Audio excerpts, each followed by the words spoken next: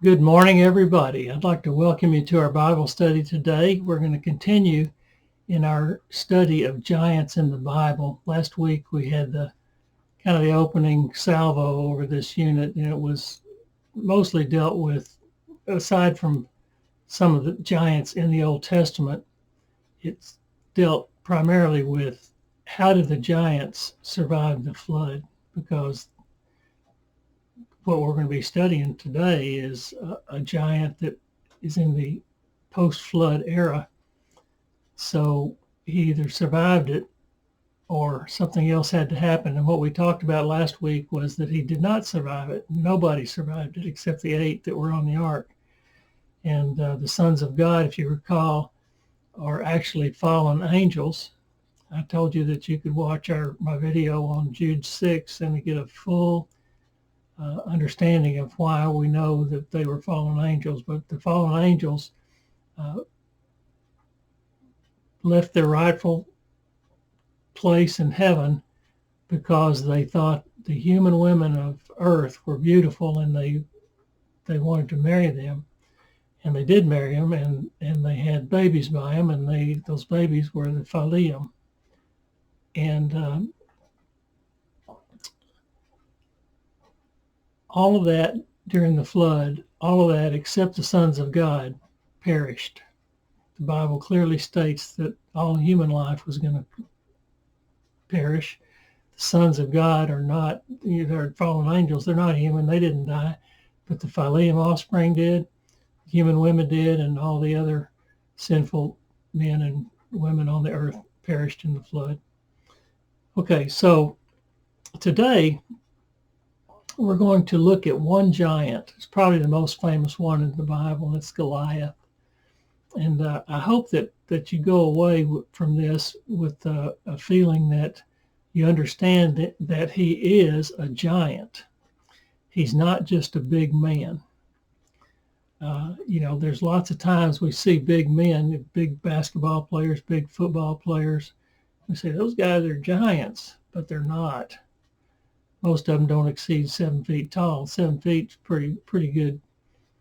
Pretty good ways up there, but it's only a foot further up than me. Only a foot. When I taught this, we'll get back to this in a minute. But nevertheless, let's go ahead and get started. Let's look at verse. We're going to be in 1 Samuel 17. We're going to cover a bunch of these verses.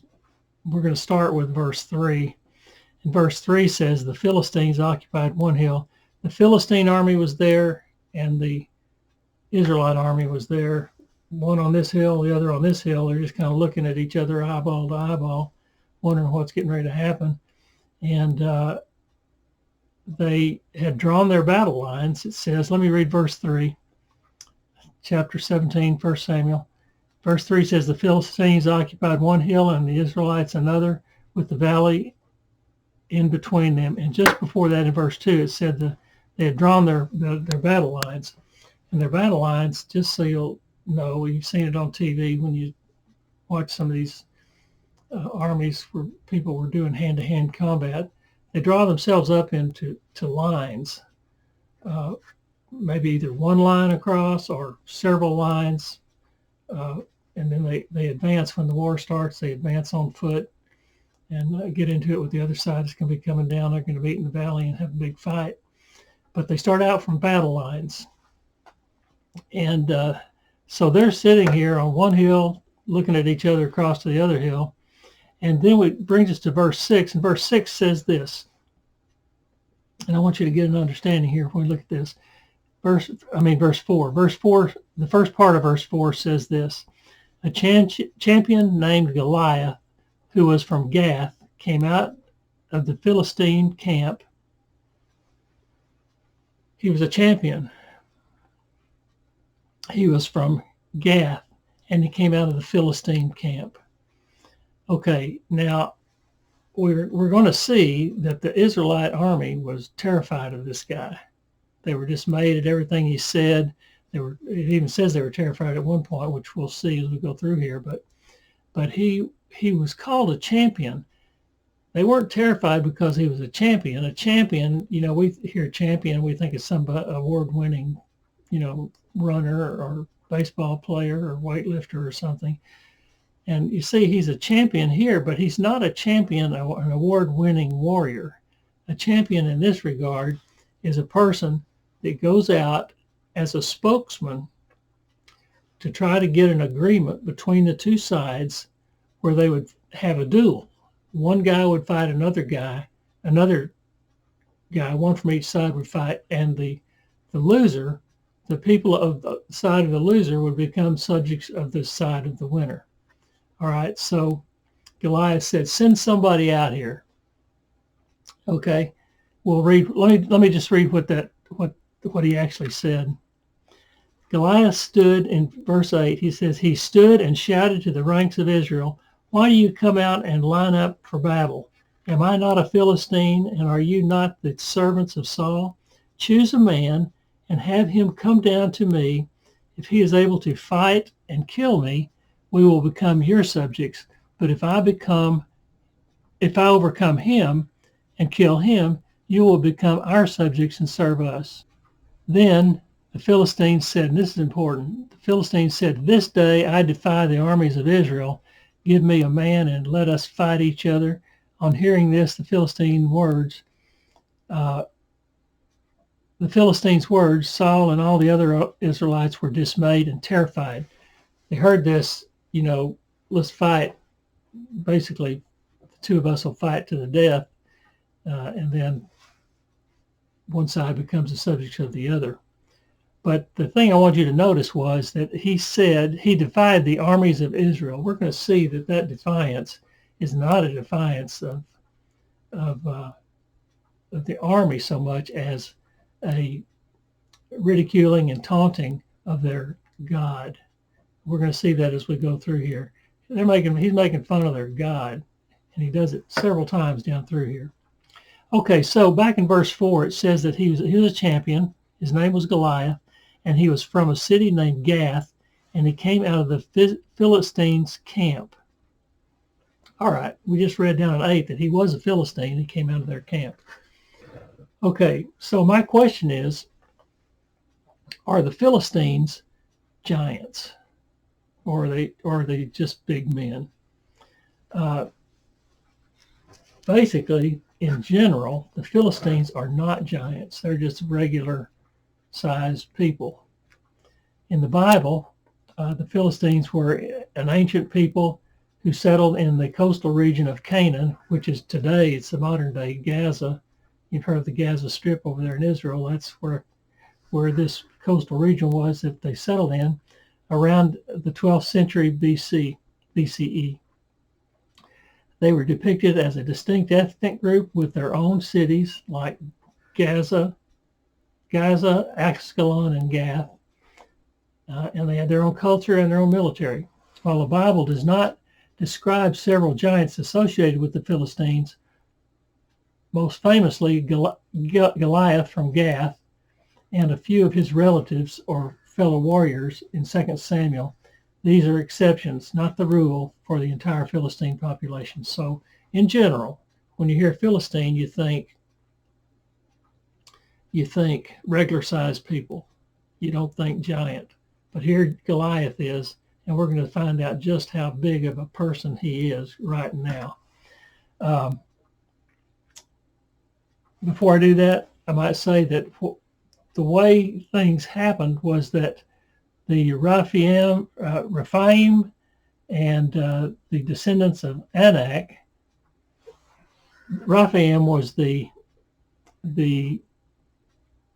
group of people that Og was from. We're going to look at King Og probably next week. And they're the descendants of the Anakim, which are which came from the Nephilim, which is the group of giants that the spies saw when they were getting ready to enter into Canaan. Remember, we talked about that a little bit last week, where they said, well, we look like grasshoppers to them, they're so big. Well, those were descendants of Anak, which was a descendant of the Nephilim. Okay, so they're linked to pre-Israelite inhabitants of Canaan. And then Goliath was probably a descendant of these giants who had migrated to the Philistine area. Philistia, I think is what they call it, into their society, and just kind of became one of them, one of the community, not necessarily one by bloodline. So he migrated in there, but he's calling himself a Philistine, and he's from Gath. It says he's from Gath.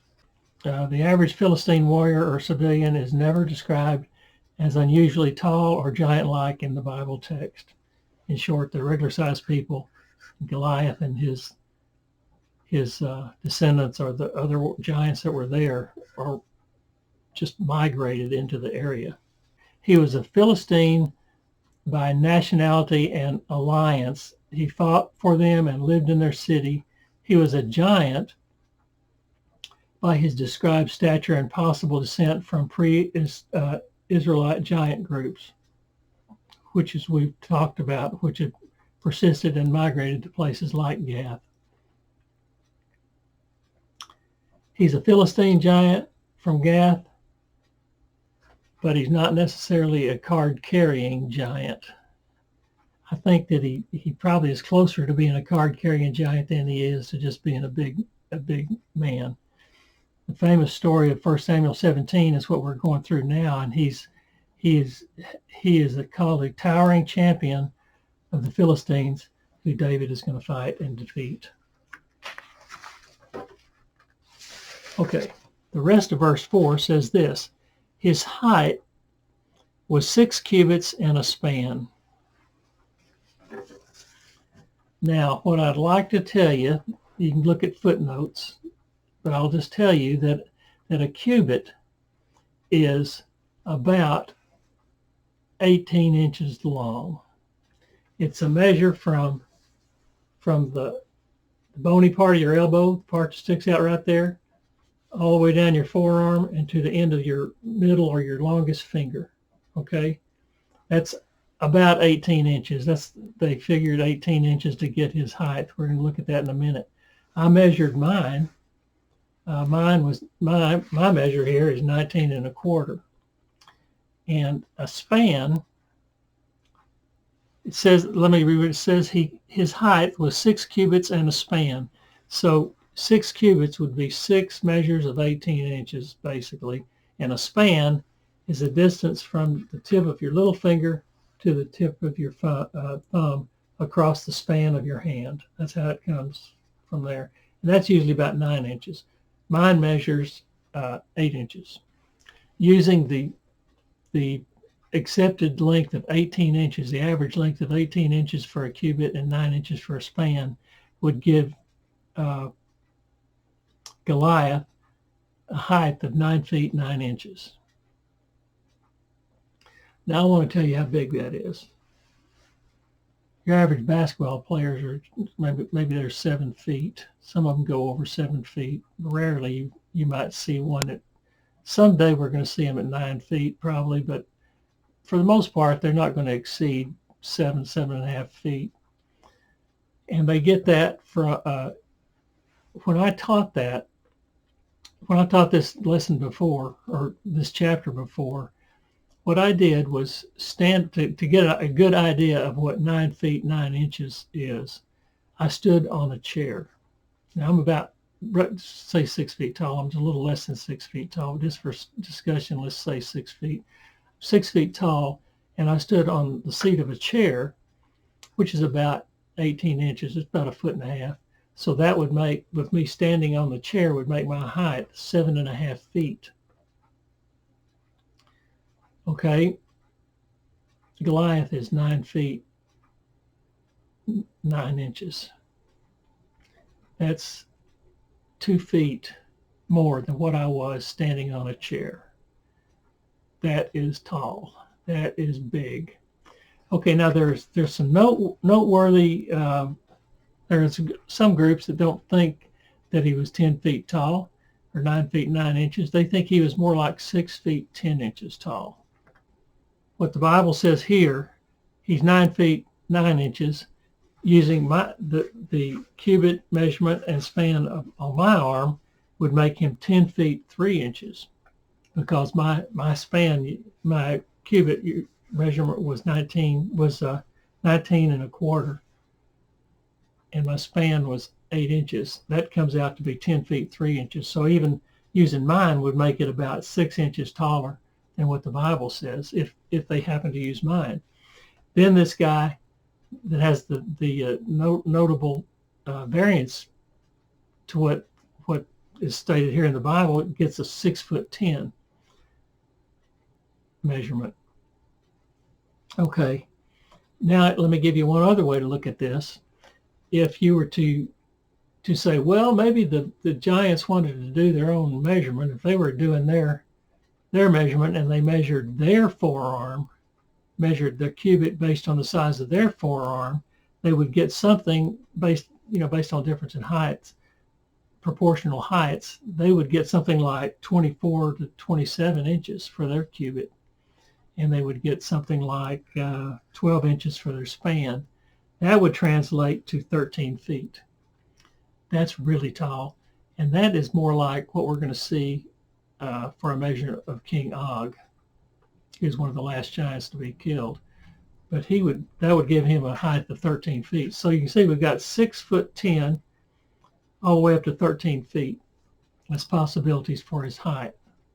I would like to address that 6'10" measurement. 6'10", the average, based on my reading, the average height of an Israelite man at this time was about 5'5", 5'6", 5.5 feet tall. Okay, if this guy was 6'10", that's substantially more than 5'5", but it's not scary tall. Now remember, these guys are going to fight each other.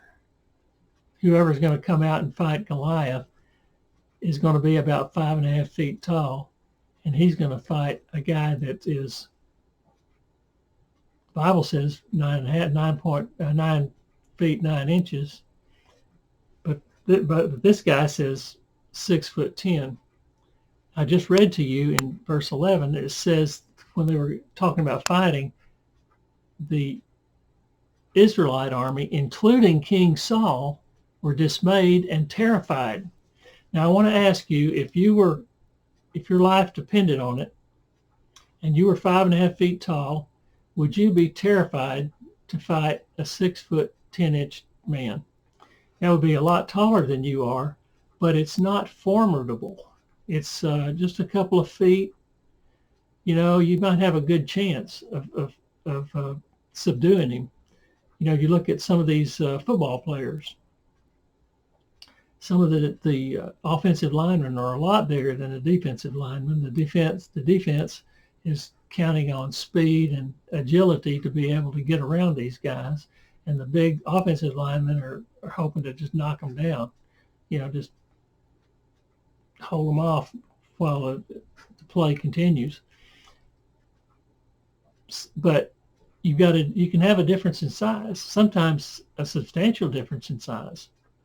So you've got a 6'10" guy that's going to be fighting a 5'5" guy. That doesn't seem like a formidable distance. It doesn't seem like a terrifying difference in size. Now I want to tell you what we're talking about here. See if you think this sounds like a 6'10" guy can do this. Let's look at 1 Samuel 17, verse 5. 5, 6, and 7. Now listen to this. He had a bronze helmet, and I'm guessing it was one that had a thing right down here between the eyes, so he's not going to get shot through the eye, and David's not going to be able to hit him with that stone in between the eyes, but he's got a big helmet. He's got a coat. He wears a coat of scale armor of bronze that weighs 5,000 shekels, and that is about 125 pounds. Could a 6'10" guy walk around with something like that? You decide. On his legs, he wore bronze greaves. So those are shin guards, I guess, to protect his legs. And they got to weigh something. They don't talk about how much they weigh, but they got to weigh something. It's got to be more bundle and bundled some stuff for him to wear and carry. And he has a bronze javelin slung on his back. His spear shaft was like a weaver's rod. That's 15 pounds. That's what he's going to use on his spear. And its iron point weighed 600 shekels. That's 35 pounds. So you got a spear that weighs 50 pounds. That is a formidable, it would take a formidable guy to wear that into battle. And 6'10", I mean, I'm not arguing with the 6'10". I mean, you know, we're talking about thousands of years ago. This was written, though, in a pretty decent time close to that, so I don't think it'd be off very much. But some people don't want to, I don't know why they came up with 6'10", but some people have a hard time believing some of the things that are in the Bible. It says 9 feet 9 inches. I'm inclined to believe it, particularly if he's got to wear all this stuff. He's a formidable man. Okay. To give you another idea, those three items that I talked about, the coat of scales, the spear shaft, and the tip weighs 175 pounds. It's 125, 15, and 36 or 35. I weigh 155 pounds. That's 20 pounds more than what I weigh. I couldn't wear that.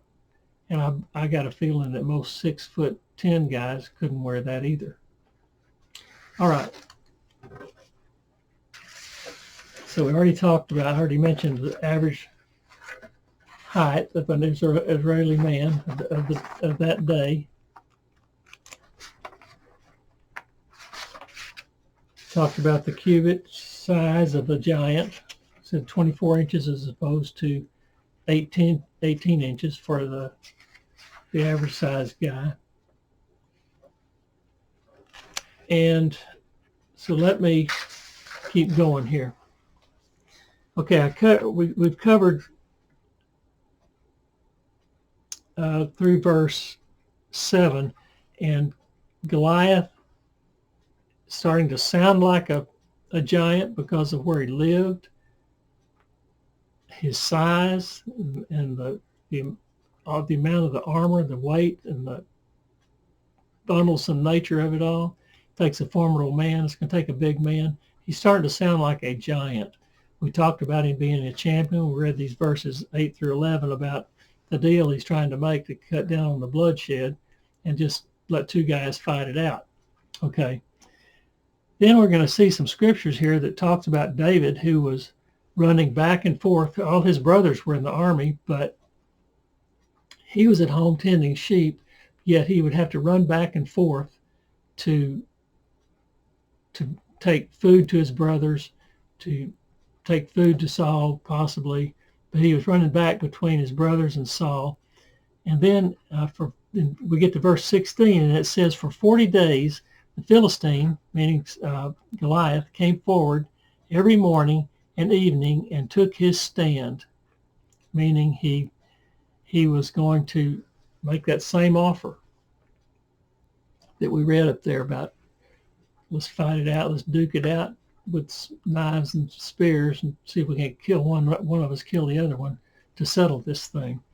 Okay. Now, Jesse is at home, and he tells David to take some grain and some bread and some cheese to his brothers and to Saul and find out what's going on. Okay, in the early morning, he reached the army, and the battle cries were given probably on both sides. Israel and the Philistines were drawing up their lines facing each other. David left his things with the keeper of the supplies, ran to the battle lines, and asked his brothers how they were. Okay, they were getting ready to have this big battle because they haven't decided to send one guy out there. They didn't have one guy that was willing to go. Okay, and as he was talking with them, Goliath, the Philistine, champion of the Gath, remember the champion has got the blah, blah, blah, runs his mouth all the time, stepped out from his lines and shouted his usual defiance. Remember, the defiance was all we've heard so far was the defiance of the Israelite army, but really we're going to see it's the defiance of the living God. David doesn't like that, but he heard it. And whenever the Israelites saw the man, they all fled from him in great fear. So Goliath has to be a formidable man. He has to be big, really big. You know, I told you that when I taught this lesson before, just to give the class an idea of how tall I was, how tall Goliath was, me, a 6-foot guy, stood on an 18-inch chair that made me 7.5 feet tall, roughly. And Goliath was a little over 9.5 feet tall. So he's over 2 feet taller than me standing on a chair. That's big. So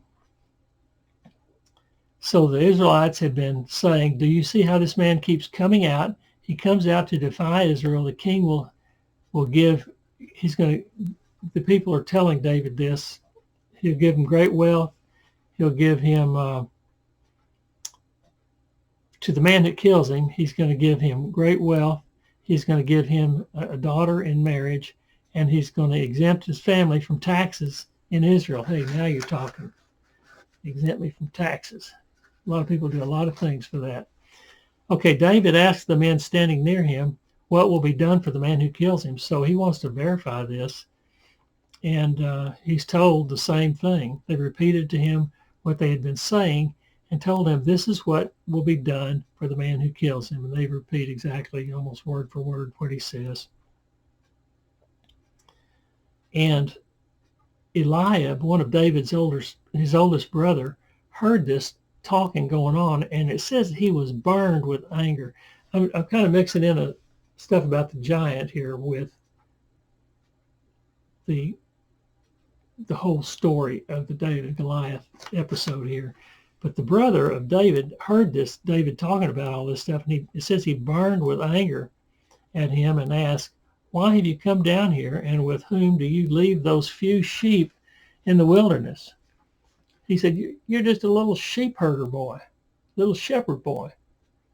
I think he probably thinks back to when David was anointed as king by Samuel, and nobody could actually believe it. Nobody wanted to accept it probably. They're all jealous. This is kind of more of the same.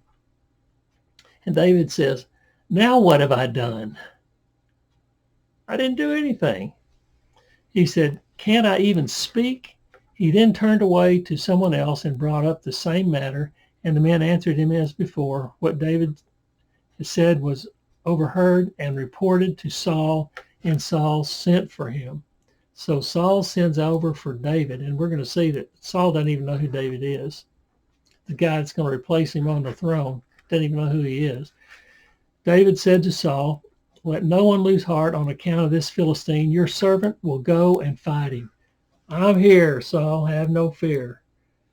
He volunteers to go take down the giant. Saul replied, you're not able to go out against the Philistine and fight him. You're only a young man, and he has been a warrior from his youth. Doesn't sound like much of a match, does it? Now you think about boxers. We're talking about hand-to-hand combat. With the plan here, Saul's going to tell him, he said, I'm going to put this set of armor on you. I'm going to toughen you up. I'm going to make you the Bampus of the campus. You're going to be ready to fight this guy. You're going to have all this stuff on. So that he's planned, Saul has in his mind hand-to-hand combat. Goliath has in his mind hand-to-hand combat. Probably really tough for anybody to stand up next to him, but if you think about the analogy I gave to the football players, the smaller defensive guys are thinking they can overcome size with speed and agility when you're talking about getting after the offensive line. That's kind of what Saul might be thinking. Maybe David being smaller, he could be faster, but he's still, if you're talking about boxers, which are doing hand-to-hand combat, you got a big difference in reach. They're always talking about the reach of boxers. The tall guy has the advantage because his arms are longer. So that's kind of what they're thinking here. And David says, So, but David said to Saul, your servant has been keeping his father's sheep. When a lion, he tells him, I've killed lions. I fought lions with my sling and stones. I killed them. I can do the same thing to this guy. Uh, he said he's killed lions and bears. And this uncircumcised Philistine, meaning he's not Jew, will be like one of them because he has defiled the armies of the living God. Man, David can't stand it. You know, we've read and we've been told all our lives that David was a man after God's own heart. He could not stand to hear this taunting and this belittling and berating of the living God, his God. He said, I'm going to go take this guy down. The Lord who rescued me from the paw of the lion and the paw of the bear will rescue me from the hand of this Philistine. He said, I don't need weapons. I'm counting on God. I'm counting on my God to get me through this. All right. So he goes on, and Saul says to David, go and Lord be with you. Then Saul dressed David in his own tunic, put a coat of armor on him, all that stuff I already told you he was going to dress him up as. And David comes back and says, I can't do this. I cannot go in these. He said, because I'm not used to them. So he took them off. Then he took his staff in the hand, and he chose 5 smooth stones. This is amazing. He took 5 smooth stones from the stream, put them in his pouch of the shepherd's bag, and with his sling in his hand, approached the Philistine. Now, why would he choose 5 smooth stones? I know you've heard one of the answers. That's the most fun. But there's a couple of things that you know, if you're just asking the answer, a question, and you think you already know the answer, well, there's other people that had answers too. First I see is a practical preparation as a skilled shepherd and warrior. That's what I need to fight with a sling. I need some stones, and I'm going to get 5 just in case I happen to miss with the first one or second one. You know, if I have 5, I've got backup.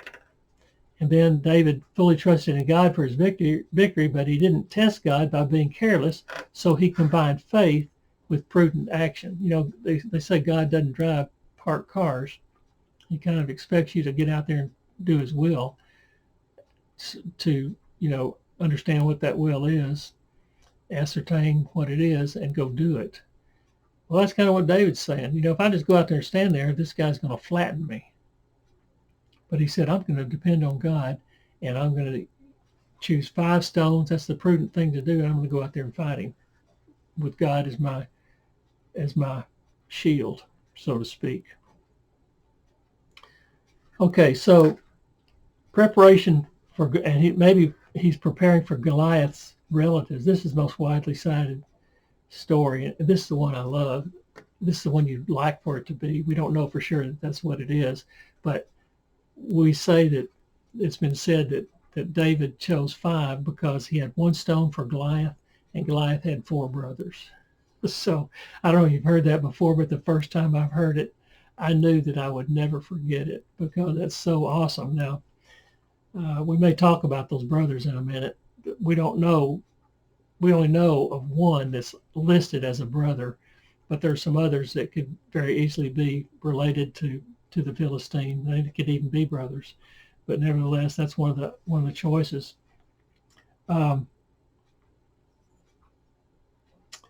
Ultimately, the emphasis in the narrative is on David's faith in God rather than the stones. So, you know, he chose 5. It says he chose 5 smooth stones. It would probably hurt to get hit with a lumpy, non-smooth stone. Get sharp points hitting you on the forehead, or a smooth one. You know, but a smooth one's probably going to fly straighter. It's probably going to fly faster with no as much air resistance, and that sort of thing. So there's all kinds of reasons that he could be choosing 5, and we don't really know for sure. But the 5 smooth stones highlight his readiness and skill, while underscoring that the victory came from his divine power, not human might. One perfectly aimed stone, we know, felled the giant. Hit him one time. You know, Saul had all of this armor.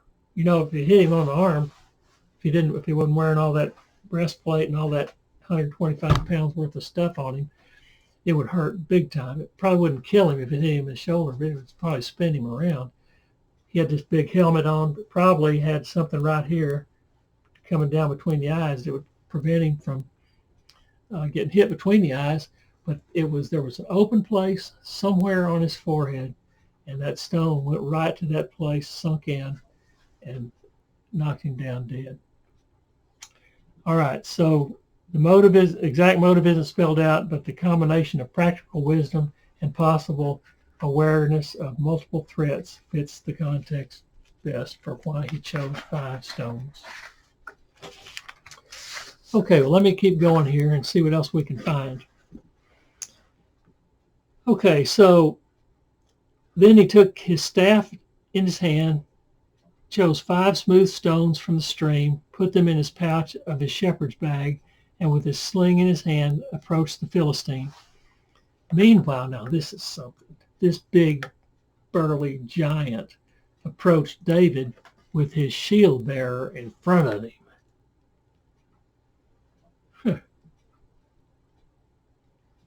David was probably the same size as the shield bearer, and the giant was up there. He probably fired that rock right over the shield bearer's head, right into the giant's forehead. So he kept coming closer to David. He looked David over and saw that he was a little more than a boy, glowing with health and handsome, and he despised him. He hated him. He resented him. It says he despised him, but he was so full of resentment because they sent this little wimp out here, this little shrimpy guy coming out here to fight me, a giant. Ridiculous. I'm going to make short work of him. So he said to David, "Am I a dog that you come at me with sticks?" And the Philistine cursed David by his gods, not David's gods, but by his own Philistine gods. "Come here," he said, "and I'll give your flesh to the birds and the wild animals." David, now he is talking, he's down here, and that giant is up there, talking up this way. And David said to the Philistine, "You come against me with sword and spear and javelin, but I come against you." Oh, it makes me emotional. "I come against you in the name of the Lord Almighty, the God of the armies of Israel, whom you have defied." There it is again. His defiance was based on who David was counting on to protect him, not David himself. He thought God was a nobody. He's a weakling. He said, David says, "I'll show you something different." He said, "This day the Lord will deliver you into my hands. I will strike you down and cut off your head." Oh, how do you think Saul reacted to that? I mean, if he hated him by just walking up to him, how do you think if he insulted him, what he thought? "This very day I will give the carcasses of the Philistine army to the birds." Not just you, Saul. I mean, not just you, Goliath, but the armies too. I'm going to give their carcasses to the birds and the wild animals, and the whole world will know that there is a God in Israel. Verse 47 says, "All those gathered will know that it is not by sword or spear that the Lord saves, but for the battle is the Lord's, and he will give all of you into our hands." Remember, that's what he said when he told the Israelite people to go into Canaan. He said, "I'm going to deliver those people to you." Here's David. He's just going to give you to me. As the Philistine moved closer to attack him, David ran quickly toward the battle line to meet him, reaching into his bag and taking out a stone. He didn't line up a couple next to him just in case he missed. He took out a stone. He slung it and struck the Philistine on the forehead. The stone sank into his forehead, and he fell face down on the ground. David, he's our man. So David triumphed over the Philistine with a sling and a stone, without a sword in his hand he struck down the Philistine and killed him. Oh man, we're getting to the end here. David ran and stood over him. He took hold of the Philistine's sword, drew it from the sheath. I mean, Goliath didn't even have his sword out. He was going to fight this little shrimp. I think he's going to hit him on top of the head. I guess that's what he thought he's going to do. Didn't even pull his sword. David pulled his sword out and cut off his head with his own sword. Wow. When the Philistine army saw that, when the Philistines saw that their hero was dead, they turned and ran. I think deep down, I think they heard David say, our God is the one that's doing all this. And they're saying, we don't want any part of him. And they ran. The men of Israel and Judah surged forward with a shout and pursued the Philistines to the entrance of Gath and the gates of Ekron. Their dead were strewn along the Sharaim road to Gath and Ekron, so on and so forth. David took the Philistine's head and brought it to Jerusalem. He put the Philistine's weapon in his own tent. Now I want to tell you, that sounds kind of disrespectful if you understand what I'm talking about. David cut his head off. That's part of war. But they didn't bury these guys. They didn't bury Goliath. They just left him laying there. David took his head back to his own tent, took Goliath's equipment back and put it all in there. Now, I was wondering if they bury the dead. They didn't bury the enemy dead. They bury their own. They take care of their own and get them up some way and bury them. But if you recall, when Saul was killed, they did disrespectful things to his body. They just mutilated him in various ways. I think, I can't remember, but I think it was David that put an end to that because they couldn't stand the thought of that. They had a different way of looking at things than the pagans did. But nevertheless, David had no problem taking Goliath's head back to town with him. Okay, so getting on to verse 54, boy, it says he put it in his own tent. Now, just to kind of end this time of study for today, Saul, David at the beginning said, I'll fight for him. And Saul said, who are you? Saul here says, as Saul watched David going out to meet the Philistine, he said to Abner, commander of the army, Abner, whose son is that young man? He was kind of out of the loop to not know who David was because Saul has already anointed him to be the next king of Israel. And as you know, Saul spent the rest of his days trying to kill David. And David had ample opportunities to kill Saul. He wouldn't do it.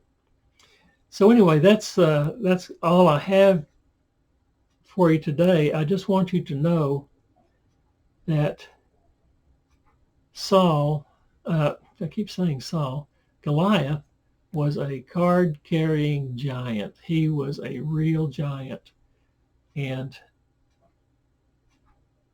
he was one of many in the post-flood Old Testament. And we're going to talk about some of them as time goes on. I think next week. Let me take one more minute. I'm going to tell you the possibilities of names for Goliath's brothers. There was a man named Lahmi, Lahmi.